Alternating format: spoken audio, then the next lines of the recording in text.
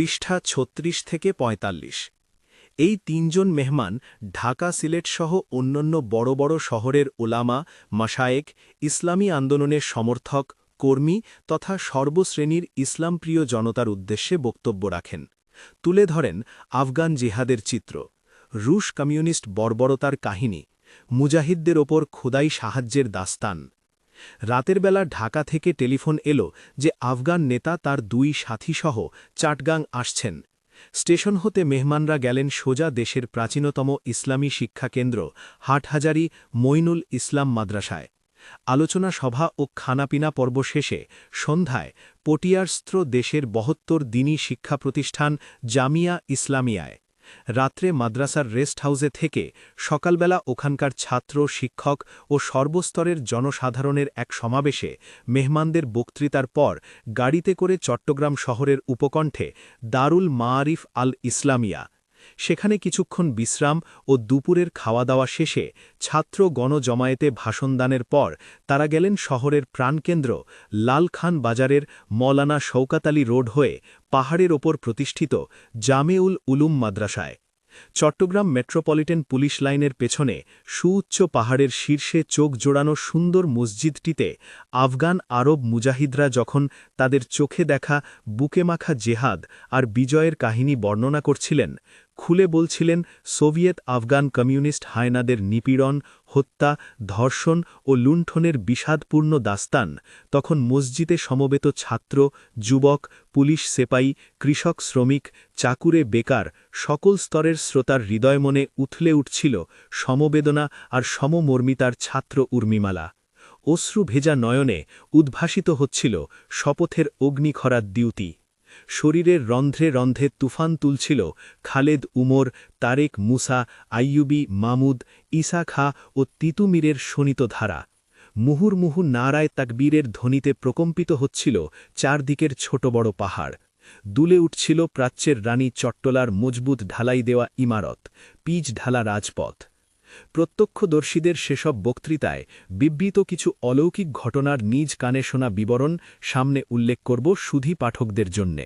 এতে রয়েছে ঈমানপূর্ণ হৃদয়ের খোরাক, বিশ্বাস ভরা মনের উপাদেয় খাদ্য। এ বইয়ের জন্মকাহিনী। সময়ের স্বল্পতার দরুন মেহমানরা দ্রুত চলে যাওয়ায় অনেক শিক্ষা, সাহিত্য ও সাংস্কৃতিক প্রতিষ্ঠানই প্রোগ্রাম পায়নি।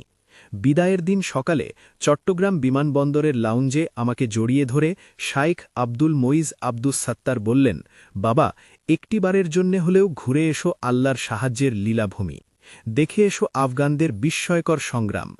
হারকাত নেতা সাইফুল্লাহ আখতার শেষ মুয়ানাকার সময় বললেন, শুনেছি আপনি লেখালেখি করেন, আফগান জেহাদ নিয়েও কিছু লিখুন।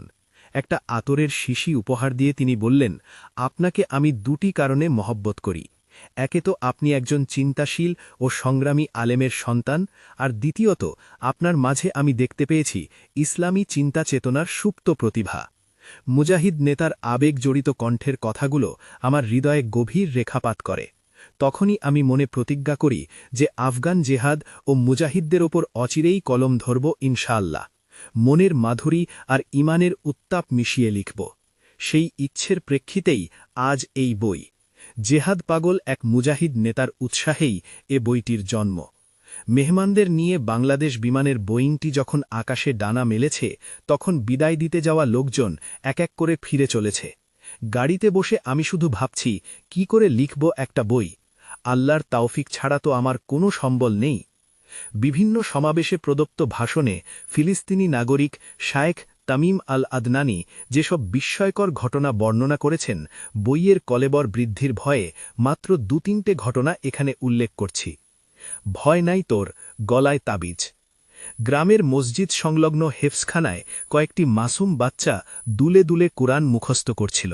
হৃদয়ের সুরক্ষিত ফলকে উৎকীর্ণ করছিল ইলমে ইলাহির এক একটি আয়াত। হঠাৎ করে এই গ্রামে অতর্কিত আক্রমণ চালাল সোভিয়েত দখলদার নাস্তিক হেওয়ান লাল সেনারা। কাফের কমিউনিস্টদের একজন অফিসার বোছের লোক হেফসখানার বাচ্চাদের হাত থেকে কোরআন শরীফ কেড়ে নিতে চাইলে নিষ্পাপ শিশুরা তাদের কোরআন শরীফ গিলাফে ভরে গলায় ঝুলিয়ে নেয়।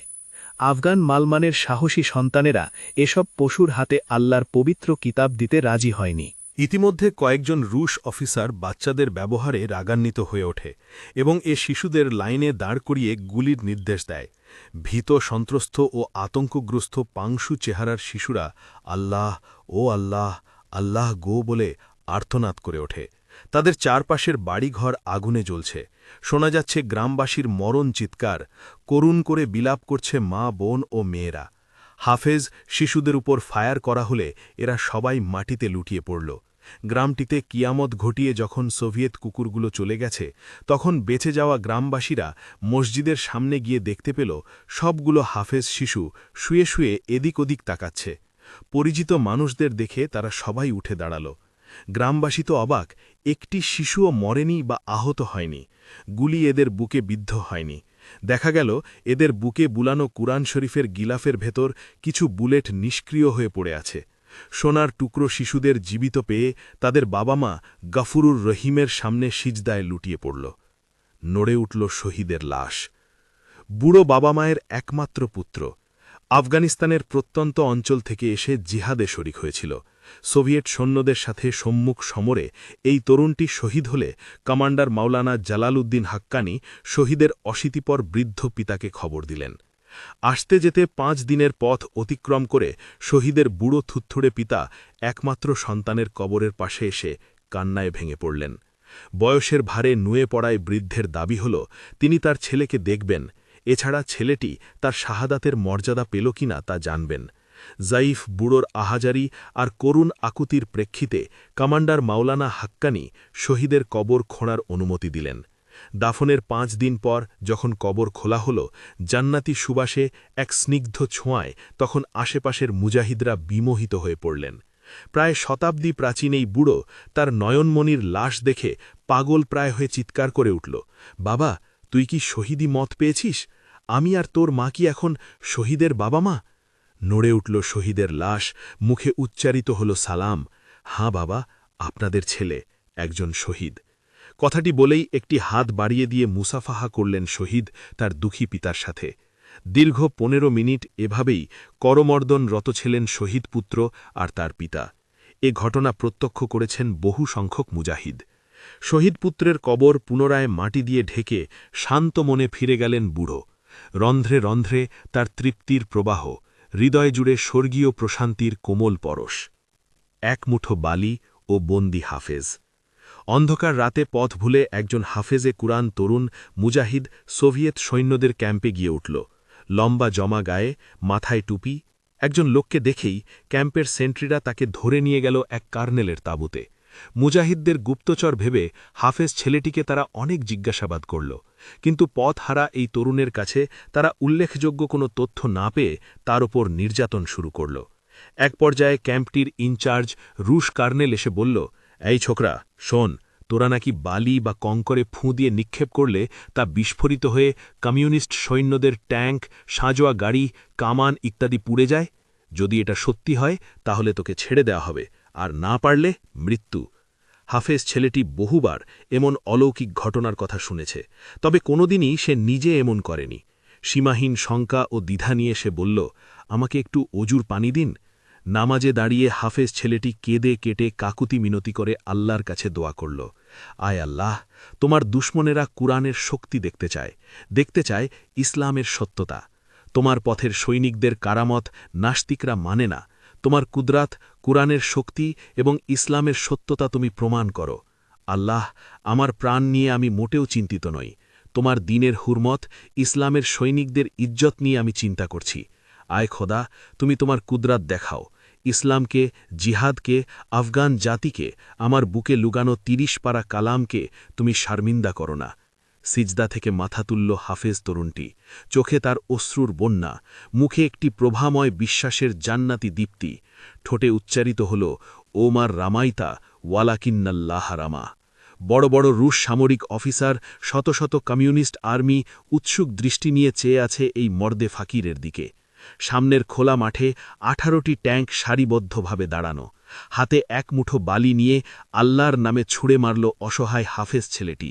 বিস্ফোরিত হল প্রতিটি বালিকণা, চুরমার হয়ে গেল সবগুলো ট্যাঙ্ক, দাউ দাউ করে জ্বলতে লাগল রুশ সৈন্যবাহিনীর ক্যাম্প, ভয়াল শব্দে কেঁপে উঠল পাহাড়ি উপত্যকার পাথুরে মাটি। পরিস্থিতি দেখে 2 হাত তুলে আত্মসমর্পণ করল কর্নেল সহ সমন্ত ব্যাটালিয়ন।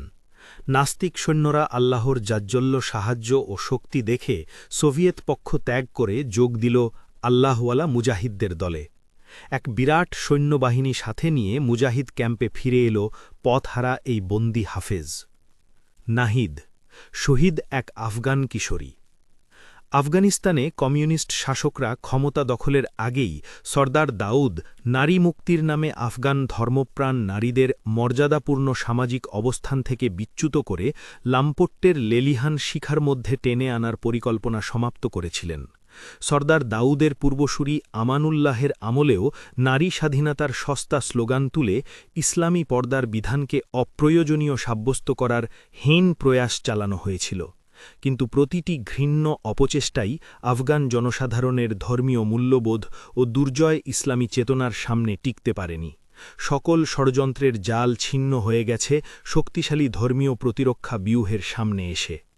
এরপর যখন কমিউনিস্টরা আফগানিস্তানের ক্ষমতা দখল করে বসল, তখন ফ্রি সেক্সের নামে সে দেশের যুবা তরুণদের বিপথগামী করার উদ্যোগ নেওয়া হয়। কমিউনিস্ট পার্টির লোকজন তাদের মহিলা আত্মীয়দের নিয়ে ক্লাবগুলোতে আসতে শুরু করলেন। রাস্তাঘাটে, শপিং সেন্টারে নারীদের অবাধ ও অসংযত চলাফেরা বৃদ্ধি পেল। দেশীয় কমিউনিস্টরা নিজেদের আত্মীয় মহিলাদের ঘরের বাইরে বের করে একথাই বোঝাতে চাইতেন যে আফগানিস্তানে এখন অবগুণ্ঠনবর্তী মহিলাদের দিন ফুরিয়ে গেছে। অবরোধবাসিনী নারী সমাজ এবার মুক্ত বিহঙ্গের মতো ডানা মেলে উড়তে শুরু করেছে কমিউনিজমের বিস্তীর্ণ ভুবনে। অল্প কিছুদিনের মধ্যেই নারী স্বাধীনতার চরম রূপ আফগানিস্তানের প্রগতিবাদী নাস্তিকরা দেখতে পেল। তাদের মা, বোন, কুলবধূ ও কন্যারত্নরা কেবল রুশ দখলদার বাহিনী ও অধিকৃত আফগানিস্তানে সমাগত সোভিয়েট বিশেষজ্ঞদের হাতে হাত রেখে ড্যান্সই করছে না, বরং রুশীয় মুরব্বীদের বিছানায়ও তাদের যেতে হচ্ছে নিয়মিত। যখন তখন কেনা বাঁদির মতো ব্যবহার করছে ওরা মুক্তমনা আফগান রমণীদের। আফগান কমিউনিস্টরা যেহেতু রুশীয় অতিথিদের সব ধরনের চাহিদা পূরণ করাকে নিজেদের পবিত্র দায়িত্ব বলে মনে করে, অতএব সোভিয়েট অতিথিরাও খোলাখুলিভাবেই মদ ও নারীর প্রয়োজন তাদের আজ্ঞাবহ দালালদের কাছে তুলে ধরতে লাগল। সোভিয়েট বাহিনী ও দেশীয় কমিউনিস্ট বরকন্দাজরা কেবল আফগানিস্তানের স্বাধীনতা বিক্রি করেই তৃপ্ত হয়নি, বরং আফগান রমণীদের ইজ্জত সম্ভ্রমও তারা বিকিয়েছে নির্দ্বিধায়। আফগান কমিউনিস্ট পরিবারেও এমন কিছু আত্মমর্যাদা সম্পন্ন সচেতন মহিলা ছিলেন যারা অন্যায় ও পাপাচারের এ উত্তাল সমুদ্রেও নিজেদের ঈমান ও মর্যাদা নিয়ে কঠিন পর্বতের ন্যায় দৃঢ় হয়ে টিকে থেকেছেন। এমনি এক বোনের নাম নাহিদা। তার পাষণ্ড কমিউনিস্ট পিতা সোভিয়েট প্রভুদের হৃদয় মন জয় করার উদ্দেশ্যে তাকে ব্যবহার করতে চেয়েছিল, কিন্তু নাহিদ ওদের লাম্পট্টের আসরে আত্মাহুতি না দিয়ে পরিণত হয়েছে মুসলিম নারী জাতির জন্য পথপ্রদর্শক সুউচ্চ আলোর মিনারে। কিশোরী নাহিদের এ ঈমানদীপ্ত ঘটনা বিগত ৮৮-র ২রা সেপ্টেম্বর ইসলামাবাদে অনুষ্ঠিত এক সভায় ইসলামাবাদের ইসলামিক সেন্টারের পরিচালক জনাব আসলাম সিরানি বর্ণনা করেছিলেন। এ ঘটনা সম্পর্কে আর কিছু অজানা তথ্য উদ্ঘাটনের চেষ্টা করেও সফল হতে পারিনি। তবে আফগান সাংবাদিক গুলেসপন খান পারভিন নামক আরেক তরুণীর কাহিনী শুনিয়েছেন, যা অনেকটা নাহিদেরই ঘটনার মতো। ঈমান যার হিমালয়কেও হার মানায়। নাহিদ রাজধানী কাবুলের ঐতিহ্যবাহী রাবেয়া বলখি বালিকা বিদ্যালয়ের ১০ম শ্রেণীর ছাত্রী। তার বাব্য ফরিদ খান ছিলেন কাবুলে কমিউনিস্ট পার্টির একজন উঁচু দরের পাণ্ডা। ছোটবেলায় মা মারা যাওয়ায় নাহিদ হয়ে উঠেছিল স্বভাবতই একটু ধর্মভীরু ও নম্র প্রকৃতির মেয়ে। তাছাড়া মেধাবী ছাত্রী হিসেবে তার সুনাম সারা শহরময় ছড়িয়ে পড়েছিল। আল্লাহ তাআলা তাকে রূপ সৌন্দর্য দান করেছিলেন অন্য ১০ জনের চেয়ে বেশি। পরিবেশ ও শিক্ষাদীক্ষার গুণে নাহিদের মনে দেশপ্রেম ও ধর্ম সচেতনতা ছোটবেলা থেকেই শিকড় গেড়ে বসেছে।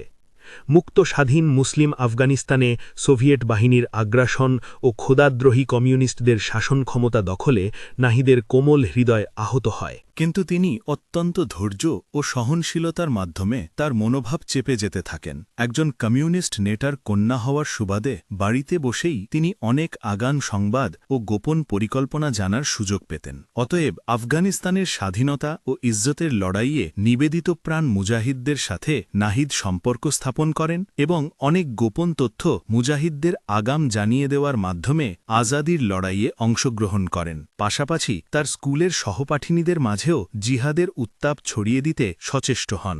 নাহিদের মতো সচেতন ছাত্রীদের অব্যাহত প্রচেষ্টারই সুফল হিসাবে গোটা আফগান জিহাদে মুসলিম নারী সমাজের সক্রিয় অংশগ্রহণ সম্ভব হয়। কাবুলের রাবেয়া বলখি ও সুরিয়া গার্লস স্কুলের ছাত্রীরা যেদিন আফগান মুজাহিদদের কণ্ঠে কণ্ঠ মিলিয়ে গগনবিদারী স্লোগান তুলে কাবুলের রাজপথে নেমেছিল, সেদিনই দুশ্মনরা বুঝে গিয়েছিল যে গোটা আফগানিস্তান এবার রাজপথে নামবে। এ বালিকা বিদ্যালয়ের ছাত্রীরাই একদা রুশ দখলদার বাহিনী ও কারমাল সরকারের বিরুদ্ধে বিক্ষোভ প্রদর্শনের লক্ষ্যে নিজেদের কালো ওড়না উড়িয়ে রাজপথে বের হয়ে এসেছিল।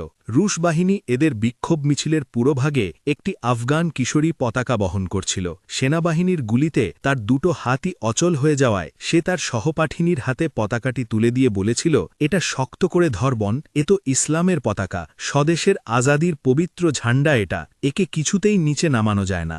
আজাদি ও সম্মানের জন্যে প্রাণ দিতে প্রস্তুত এসব ছাত্রীরা ছিল নাহিদের স্কুলেরই বান্ধবী। নাহিদের বাড়িতে প্রায়ই বেড়াতে আসত সোভিয়েত সেনা অফিসারেরা। তার বাবার সাথে উঁচু পর্যায়ের লোকদের ওঠা বসা সখ্যতা। একদিন জনৈক রুশ কর্মকর্তা নাহিদদের বাড়ি এসে নাহিদকে এক নজর দেখে ফেলে। সাথে সাথে সোভিয়েত সেনা কর্মকর্তার মনে একটা কুমতলবের উদয় হয়। নাহিদের বাবা ফরিদ খানকে সে লোকটি বলে, তোমার মেয়ের নাচ দেখতে হবে ফরিদ খান। সেনা অফিসারটি মনে মনে ভাবতে থাকে, এ তো খুবসুরত কন্যা ঘরে রেখে ফরিদ খান আমাদের সাথে বেইমানি করছে। তার তো আরও আগে এ মেয়েটিকে ক্লাবে নিয়ে যাওয়া উচিত ছিল। মুক্ত চিন্তা ও উদার মনের অধিকারী প্রগতিশীল কমিউনিস্ট নেতা ফরিদ খানের পক্ষে এ প্রস্তাব গ্রহণ করা ছিল নিতান্ত সহজ। এছাড়া রুশ বাহিনীর সামনে না শব্দটি উচ্চারণ করার মতো দুঃসাহস তো কাবুলের সরকার প্রধানেরও নেই। কিন্তু ফরিদ খান খুব ভালো করেই জানেন যে তার মেয়ে নাহিদকে কোনো ক্রমেই ক্লাবে গিয়ে নাচানো যাবে না। অতএব খুবই নরম স্বরে ফরিদ খান বলে চললেন, নাহিদ খুব লাজুক মেয়ে, ক্লাবে গিয়ে সে নাচতে রাজি হবে না। রুশ কর্মকর্তা ধমকের সুরে বললেন, তুমি না কমিউনিস্ট? ফরিদ খান দৃঢ় কণ্ঠে জবাব দিলেন, জি, অবশ্যই আমি কমিউনিস্ট। রুশ কর্মকর্তা অত্যন্ত রাগত স্বরে চিবিয়ে চিবিয়ে বললেন, না, তুমি কমিউনিস্ট হতে পারোনি। কোনো কমিউনিস্টই এমন সেকেলে হতে পারে না। আমাদের মেয়েরা তো স্বাচ্ছন্দ্যে নেচে গিয়ে ক্লাবগুলোকে মাতিয়ে রাখে। যদি আসলেই তোমরা দেশের সত্যিকার উন্নতি আর সমৃদ্ধি চাও, তবে পাক্কা কমিউনিস্ট হয়ে যাও। নিজেদের স্ত্রী কন্যাদের তথাকথিত লজ্জা শরমের শিকল মুক্ত করে স্বাধীনতার স্বাদ নিতে দাও। এ ব্যাপারেই তো আমরা এত দূর থেকে তোমাদের সহায়তায় ছুটে এসেছি। রুশ কর্মকর্তার এসব কথা শুনে ফরিদ খান খুবই লজ্জিত হলেন। রুশ সেনা অফিসারটি ফরিদ খানকে প্রগতিশীল হওয়ার আহ্বান জানিয়ে নাহিদকে ক্লাবে নিয়ে যাওয়ার কথা বারবার স্মরণ করিয়ে দিয়ে চলে গেলেন। নিজেকে পাকা কমিউনিস্ট প্রমাণিত করার আকাঙ্ক্ষার পাশাপাশি রুশ প্রভুদের অসন্তুষ্টির ভয়ও ফরিদ খানের মনে। মেয়েকে বোঝাতে চেষ্টা করলেন তিনি, নাহিদ যদি ক্লাবে গিয়ে রুশ সৈন্যদের সাথে একটু নাচতে সম্মত হয়, তাহলে তার বাবার পদমর্যাদা বাড়বে, বৃদ্ধি পাবে সোভিয়েত ইউনিয়নের সাথে তার সম্পর্কের সকল সুফল। এসব শুনে নাহিদ ভেতরে ভেতরে অগ্নিদগ্ধ হতে থাকে। সে অত্যন্ত শান্ত অথচ কঠোর উচ্চারণে বাবাকে বলে, আপনাকে আমি খুব ভালোবাসি আর শ্রদ্ধা করি বলেই একজন খোদাদ্রোহী নাস্তিক হওয়া সত্ত্বেও আপনার সাথেই আমি এখনও বসবাস করছি। আমি ভাবতেও পারি না যে কোনো জন্মদাতা পিতা এত আত্মমর্যাদাহীন হতে পারে। আপনি তো শুধু ইসলামই ত্যাগ করেননি, বরং আমাদের দেশীয় এবং সামাজিক নিয়মনীতিগুলো পর্যন্ত পরিত্যাগ করেছেন। ফরিদ খান তার কিশোরী কন্যাকে স্নেহমাখা গলায় বুঝাতে শুরু করেন, শোনো মা, নাহিদ, তুমি বেশি সিরিয়াস হয়ে যাচ্ছ। একটু ঠান্ডা মাথায় ভেবে দেখো, ইসলাম একটা মধ্যযুগীয় আদর্শ, অনেক পুরনো কিছু নীতিকথা। এক শ্রেণীর ধর্ম ব্যবসায়ী সরল মনা জনসাধারণকে শোষণ করার উদ্দেশ্যে এসব বিধিনিষেধের জাল পেতেছে। ১৫০০ বছর আগে একসময় ইসলাম হয়তো আধুনিক একটা জীবনাদর্শ হিসেবে সফল হয়েছিল, কিন্তু তাই বলে বর্তমান উন্নতি ও প্রগতির যুগে সেটিই আঁকড়ে রাখতে হবে কেন? কি করে সম্ভব ১০০০ বছর আগের একটা আদর্শ এই সময়েও অনুসরণ করে চলা? নাহিদ, তুমি কি কোনোদিন চিন্তা করে দেখেছ লজ্জা শরম ও শালীনতার দোহাই দিয়ে আফগান নারী সমাজের ওপর কী পরিমাণ নির্যাতন চলছে? এসব মোল্লা মৌলভীরা যে মার্কিন সাম্রাজ্যবাদের এজেন্ট, সেই আমেরিকার অবস্থাই চিন্তা করো। ওখানে তো নারীরা স্বাধীন, ব্যবসা বাণিজ্য করছে, কলকারখানায় পুরুষদের কাঁধে কাঁধ মিলিয়ে কাজ করছে, সভা সমিতিতে মহিলারা অবাধে যাতায়াত করছে, কিন্তু এসব মৌলভীরাই আবার ইসলামের নামে স্বদেশী নারী সমাজকে অবরুদ্ধ করে রেখেছে। যদি তুমি আজকে সময়ের সাথে পরিচালিত না করো তাহলে অনেক পেছনে পড়ে যাবে। আমি চাই তুমি সামাজিক হও। তুমি যতটুকু সুন্দরী সেই পরিমাণ সামাজিকতা যদি তোমার মাঝে সৃষ্টি হয় তাহলে শুধু তোমার বাবার মর্যাদাই বাড়বে না, তোমার জীবনেরও একটা হিল্লে হয়ে যাবে। মনের মতো সঙ্গী পাবে তুমি। বড় বড় সোভিয়েট কর্মকর্তারাও তোমাকে বিয়ে করার জন্য ঘুরঘুর করবে।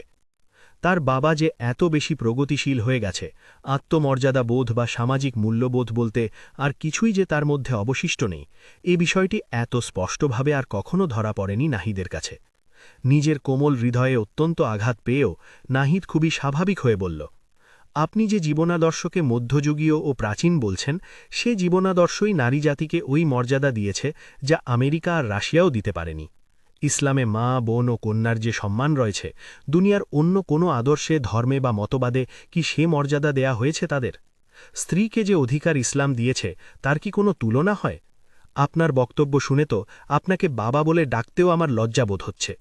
আপনি নিজের দিন ও ঈমান বিক্রি করেছেন, নিজের মাতৃভূমির স্বাধীনতা বেচে দিয়েছেন, এখন নিজের কন্যার মান ইজ্জত বিকিয়ে দেওয়ার চেষ্টা করছেন। আপনি কি চান যে আপনার কন্যা নাস্তিক কাফেরদের সামনে নৃত্য করুক, তাদের হাতে হাত রেখে মাখামাখি করুক? এসব তো আমি কোনো মুসলমানের সামনেও করতে রাজি নই। আপনি এখন আর আমার পিতা হওয়ার যোগ্য নন। আপনি এখন একজন ঈমান বিক্রেতা, দেশের স্বাধীনতা ও আপন কন্যা সন্তানের সম্ভ্রমের সওদাগর। জবাব শুনে ফরিদ খান খুবই চিন্তিত হল। রাগে অগ্নিশর্মা হয়ে বলল, তোমার ধর্ম তোমাকে কি এ শিক্ষা দিয়েছে যে নিজের পিতার সাথে এমন বেয়াদবি সূচক কথাবার্তা বলবে, যে পিতা শুধু তোমার উন্নতি ও সুখের কথাই ভেবে থাকে? হ্যাঁ, আমার ধর্ম আমাকে এই শিক্ষাই দেয় যে নিজের জন্মদাতা পিতাও যদি ইসলাম বিদ্বেষী ও খোদাদেমুখ মুরতাদ হয়ে যায় তবে তার পিতৃত্বের বন্ধনও ছিন্ন হয়ে পড়ে। নাচতে যাওয়ার জন্যে ফরিদ খান নাহিদকে অনেকভাবেই রাজি করতে চেষ্টা করল।